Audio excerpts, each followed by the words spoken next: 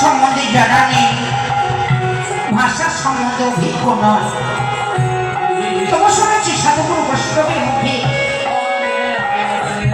সব অপরাধের ক্ষমা আছে বাবা, বৈষ্ণব অপরাধের ক্ষমা নেই। আবার শুনেছি ভক্ত কৃপা নাকি বড় কৃপা, ভক্তা ছোট, ভক্ত কৃপা নাকি বড় কৃপা। ভক্ত কৃপা হলে প্রভু নাকি সাগর হতে পারে, ভক্ত কৃপা হলে অসাধ্যকে সাধন করা যায়। ভক্ত কৃপা না হলে এই জগতে আমার গোবিন্দ লাভ করা যাবে না গো। এই ভক্ত হচ্ছে বড়। তাই আমার শ্রী শ্রী রামকৃষ্ণ সারদা সম্প্রদায় আজ ভগবানের চরণ পাবার আসে, ভক্ত চরণ ধুলি মাথায় নিয়ে শুরু করছি নামের মাধ্যমে লীলা।